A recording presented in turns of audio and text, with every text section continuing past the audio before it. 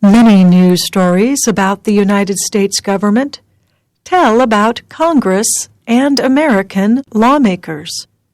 The U.S. Congress is the nation's legislature. It is made of two parts, the Senate and the House of Representatives.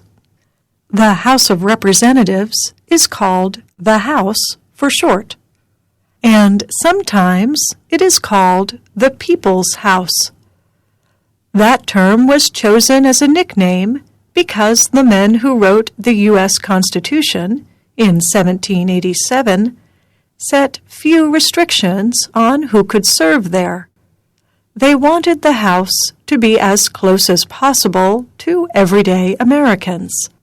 One of the writers of the Constitution, James Madison, wrote about the House years later. He noted, "The door of this part of the federal government is open to merit of every description, whether native or adoptive, whether young or old, and without regard to poverty or wealth, or to any particular profession of religious faith." In other words, House members can be born in the United States or in any other country. They can be as young as 25 years old, or, as some members have been, into their 90s. They do not have to be rich, and they do not have to belong to any religion. However, in reality, for many years, only free white men were permitted to serve as lawmakers. Women and other groups had limited legal rights, to say the least. However, as laws changed over time, members of the House also changed. The website of the U.S. House of Representatives notes, "The House's first African-American member was elected in 1870. The first Hispanic member took office in 1877, the first woman member in 1917, the first Asian American member in 1957, and the first African American woman member in 1969. The country's constitution writers also made the terms for House members short, compared to the President and Senators, only 2 years. One reason is so House members would have to stay in close contact with the people who live in the area they represent. Otherwise, voters would soon have a chance to push them out of office. One of the other central ideas about the House of Representatives is that known as proportional representation. The idea was that each member of the House would represent 30,000 U.S. citizens. That situation would enable states with large populations to send more lawmakers to Congress. But the Constitution writers of 1787 struggled with how to count a state's population. At that time, more than 650,000 enslaved people lived in the country. After much debate, the Constitution writers decided the enslaved population would be only partly counted for legal and tax purposes. The decision is known as the 3/5 Compromise. The first U.S. House of Representatives had 67 members.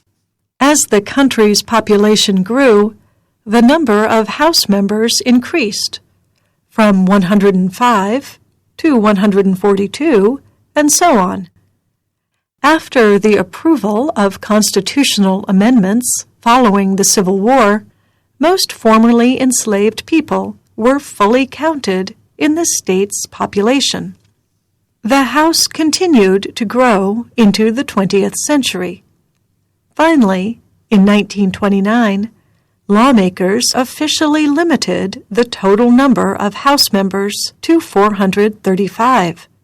Today, each member of the House represents about 700,000 people. Members of the House, along with the senators, develop national laws. They also help voters who live in their districts deal with problems related to the government. And members of the House have other important jobs. They can investigate people with government ties who are suspected of wrongdoing.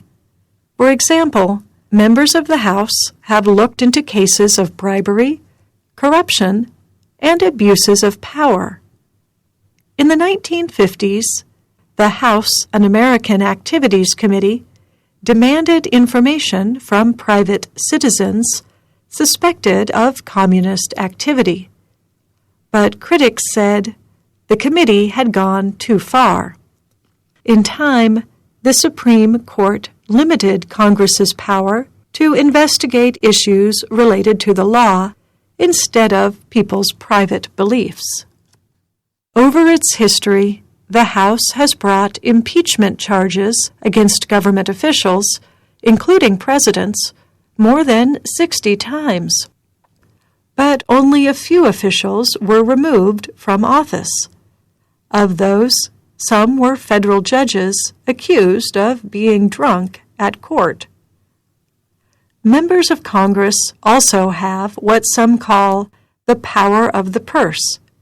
In other words, they control how the government spends public money. The House of Representatives website explains that the Constitution writers wanted to put spending decisions in the hands of the people's representatives in Congress. Similarly, the Constitution writers did not want the chief executive to decide alone whether to take the country to war. They wanted to make war difficult to enter. They also wanted to prevent the president from going to war because of political or personal interests. So they wrote that the Congress had the power to declare war. But in truth, lawmakers have only officially declared war 11 times. The last time was in 1942. Since then, Congress has simply approved the use of military force.